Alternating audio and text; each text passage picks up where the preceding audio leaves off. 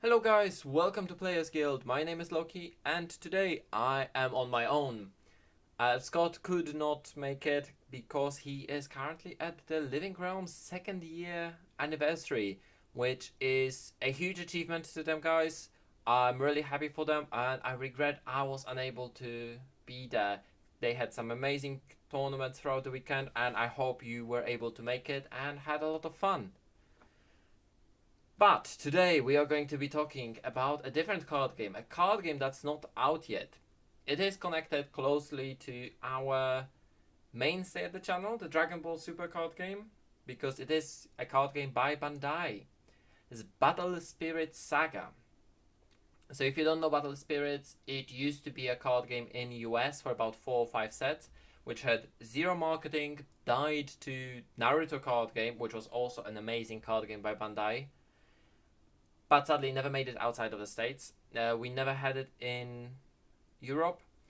I played it a bit with friends. We had a couple of boxes from set 1 and 2. We had a couple of decks. We played it. Sadly, being unable to get the stock and them not getting as many players as Naruto was getting, they were not interested in continuing it. In Japan, though, the game was amazing, still is amazing, still is going strong. They have over 60 sets, and Battle Spirit Saga is going to be drawing on their experience, drawing on their card pool. And now we finally got the rule sheet.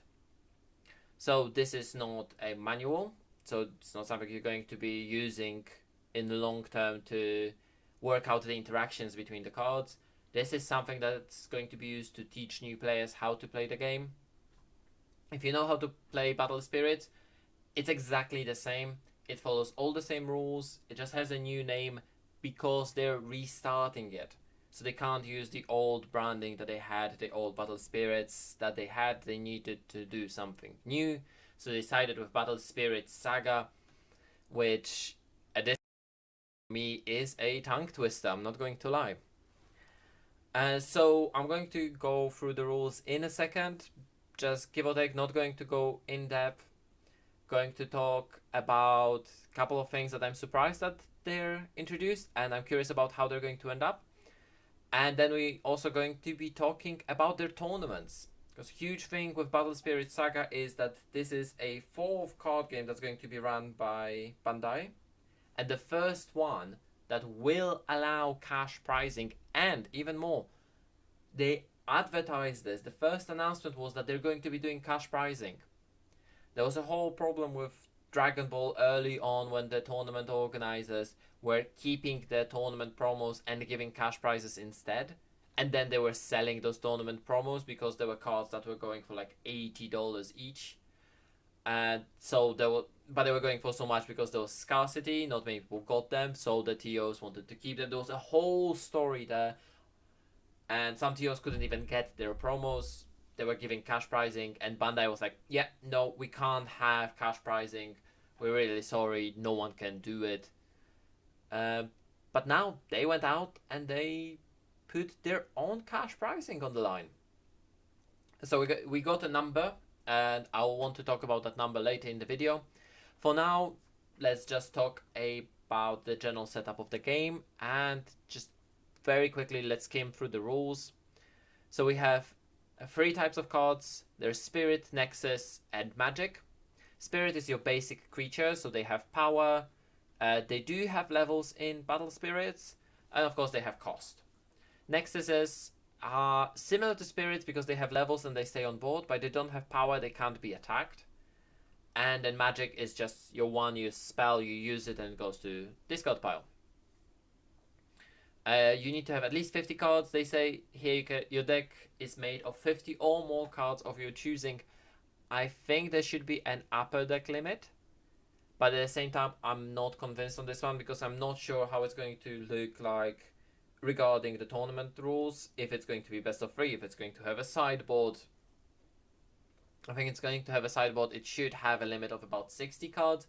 And it's also the time to shuffle that should be, adjusted, and up to 4 copies of the same card. So there we go to a concept of cores. For those of you who ever played Hearthstone, at the start of your turn you get a mana crystal. In here is similar. You have cores.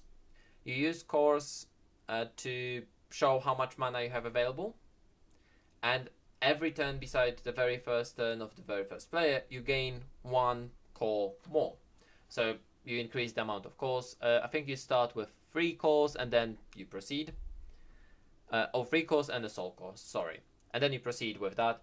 As you use the cores to pay for cards, they go to your trash, and at the start of your turn, you get them back. But you also use cores to level up your cards. So you can level up your spirits, you can level up your nexuses.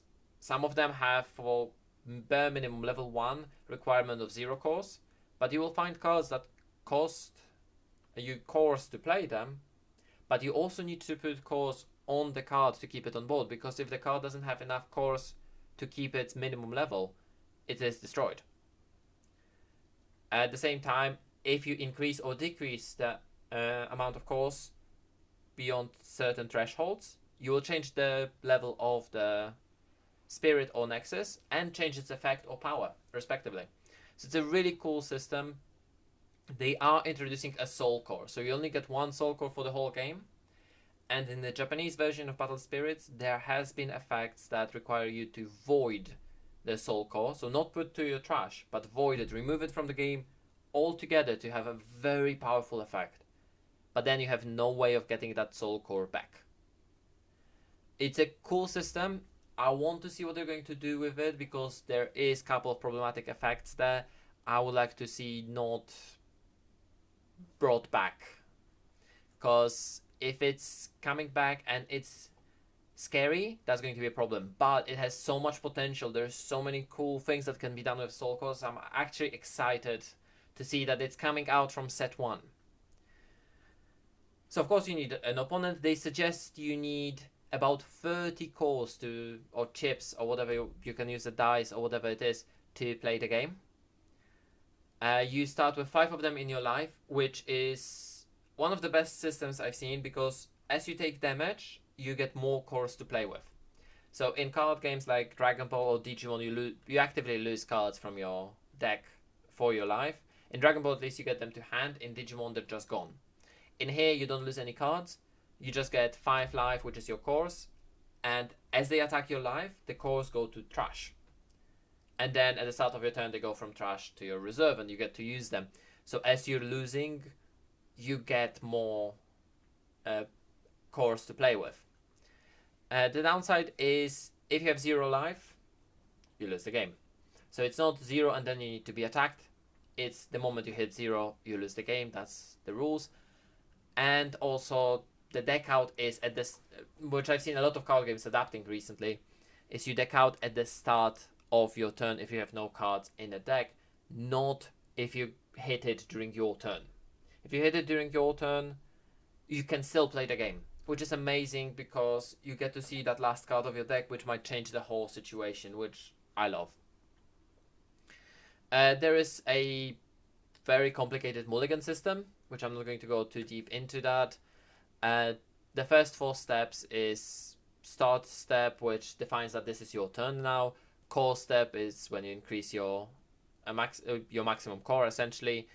Draw step, you get additional card. Refresh step is when you get all your cores from the trash and you refresh, or from horizontal to vertical, you change all your cards at the start of your turn so you can use them again. A main step, which lets you play, use, or summon cards from your hand. Move cores, which is an amazing system, because you can move cores from one spirit or nexus to another spirit or nexus to just increase the level or change the levels between them. You can also move the cores from your reserve to level up the spirits and nexuses on board if you gained more cores that way. And as you play cards from your hand, or use cards or summon cards from your hand, you can also pay with the cores that are on your spirits. Again, if the spirit is going to reduce its level to below the amount required for level 1, that spirit is destroyed. And then another exciting mechanic is burst cards. Something again that wasn't in a set 1 of the game. There are certain cards with burst ability, which can be activated for free if you fulfill certain conditions. For example, when your opponent attacks, you get to activate the card for free. And that can include playing a spirit, playing a nexus, or activating a spell card or magic card. When you do that for the spirit or nexus, you do need to still place as cores on it equal to whatever level you want it to be. It still needs to have the valid level. If you do it on the spell, you just get a free spell. And then in the attack step, player 1 can't attack on the first turn, which is fair enough. When you attack, your opponent can use any refreshed spirit, so any spirit that is vertical, to block the attack, which means all of the spirits essentially have blocker. You don't need to have a specific ability, anything can block. If you attack and you are blocked, you compare the battle power, the one with lower battle power is destroyed. If they have equal power, they're both destroyed. Awesome. If it's not blocked, it deals damage equal to the symbols on the card. There's a whole thing with a cost reduction as well. There's a whole thing with flash windows, which is like instants. There is a lot of opportunities there to play. It's a very strategic game. We will be doing more in-depth when we have more cards. There is going to be some proxy play on the channel. I'm going to be talking through step by step how to play the game. So look forward to that, because the game is amazing. And yeah, this is about the rules. And now let's talk more about the tournaments, shall we? And that's right. Bandai announced that they're going to spend a total of whopping $1 million for the prize pool in the first year of the tournaments for the Battle Spirit Saga. Just a reminder, Battle Spirit Saga comes out, I think they said February or March next year, 2023. And across the tournaments, assuming there's going to be 4 tournaments in States, 3 tournaments in Europe, and 2 tournaments in Australia, that is 9 tournaments. That's still over $100,000 per tournament to be split between, I assume, top 8 players. This is a huge amount of money that can be won from this game. This is a really big number. If they're going to pull through, if they're going to do it, this game is going to take the boom. I would strongly suggest, if you have not yet talked to your local game store about stocking this game, do so now, because there's going to be allocations, there is going to be scalping, it's going to be impossible to get even the starter decks again. We've seen that time and time again. It happened with Digimon, it happened with One Piece. It is going to happen with Battle Spirit Saga, especially if this is on the line. For all the players everywhere, besides Japan, sadly. Japan has its own Battle Spirits beta, their own cards, and Battle Spirit Saga does not include Japanese players, which I'm really sorry about that. I'm excited. I hope UK gets at least 1. I hope there's going to be at least 3 in Europe total. Ideally, we would have 4 in Europe, 4 in States, 1 in APAC, and 1 in Australia at least. Then that's 10 tournaments. We get 100,000 per tournament. Still can make like nice 20 grand for a first place. Yeah, I don't know what to say about this. This is where I need Scott. This is where I need Scott's excitement. I need to hear his voice on this one. I'm excited. This is how they decided to bring back this game. It's an amazing game.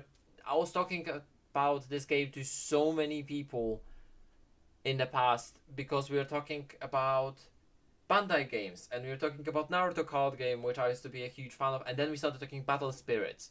I was like, it's such a shame that they didn't do Battle Spirits now that they know what they're doing. That it's amazing that card game market is booming. And then they surprised us all. We have Battle Spirit Saga. It's the same game. They hopefully are carefully curating the cards we are getting. And then we get this as a tournament support.